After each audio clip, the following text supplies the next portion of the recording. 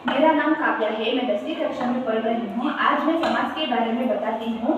समास का अर्थ है विभिन्न पदों को अलग अलग करने का प्रक्रिया। विभिन्न पदों को अलग अलग करने की प्रक्रिया को हम समास कहते हैं। समास में 6 प्रकार के होते हैं। अव्ययी भाव समास, कर्मधारय समास, तत्पुरुष समास, द्विगु समास, द्वंद्व समास और बहुव्रीहि समास। हम पहले अव्ययी भाव समास के बारे में कुछ जानकारी प्राप्त करेंगे। अव्ययी भाव समास का अर्थ है जो पद अव्ययी हो जाना। उदाहरण आज जन, इस पद में आ अव्ययी होते हैं, तो इसको हम अव्ययी भाव समास कहते हैं। और एक उदाहरण है अनजाने, इसमें अन अव्ययी होते हैं, तो जाने इसको हम अव्ययी भाव समास कहते हैं। और दूसरे है कर्मधारय समास। हम कर्मधारय समास के बारे में कर्मधारय समास के बारे में कुछ जानकारी प्राप्त करेंगे। कर्मधारय समास में उत्तर पद प्रधान होते हैं। उदाहरण सदर,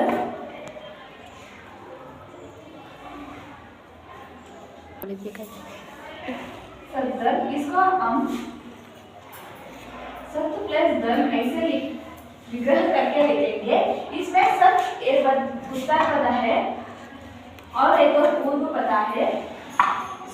कर्मधारय समास में उत्तर पद तो प्रधान होते हैं, तो इसको हम कर्मधारय समास करते हैं। और एक उदाहरण है पीतांबर,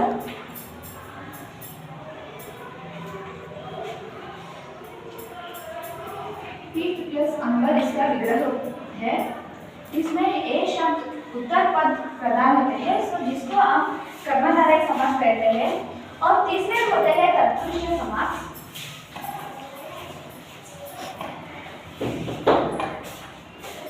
अब हम तत्पुरुष समास के बारे में कुछ जानकारी प्राप्त करेंगे। तत्पुरुष समास है जिसमें दूसरा पद प्रधान होते हैं, जैसे स्वर्ग प्राप्त,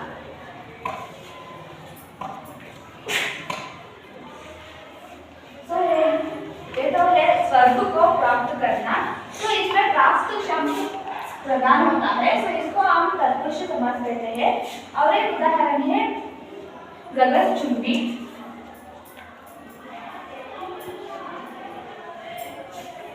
इसमें एक पद प्रधान होता है दूसरे पद, तो इसको हम तत्पुरुष समास कहते हैं।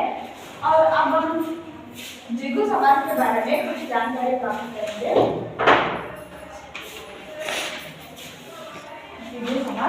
द्विगु समास में संख्यावाची होते हैं, तो जैसे सत्साई, तो जिसको 700 का समूह, सात का मतलब है 7। तो किस समास में संख्यावाची होते हैं, इसको हम द्विगु समास कहते हैं। त्रिधारा,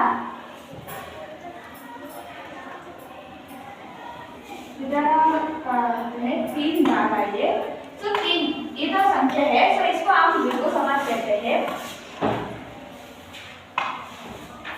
और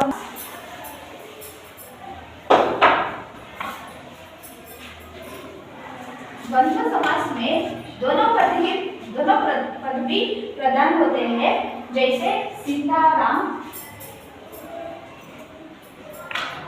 तो इसमें 2 पद भी प्रधान है। तो जिस समास में 2 पदों भी प्रधान होते हैं उसको हम द्वंद्व समास कहते हैं।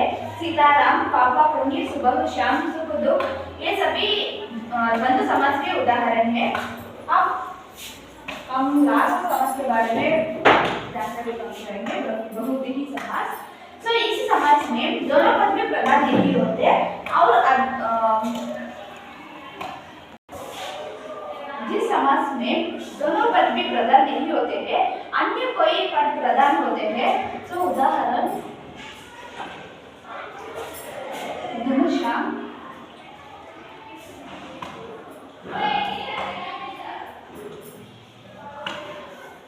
जिसका अर्थ होता है दल के समान श्याम है जो। और दूसरा उदाहरण है श्वेतांबरी, श्वेत अंबर वाली, लंबोदर, लंब है उदर जिसका। तो ऐसे उदाहरण को हम बहुव्रीहि समास कहलाते हैं। धन्यवाद।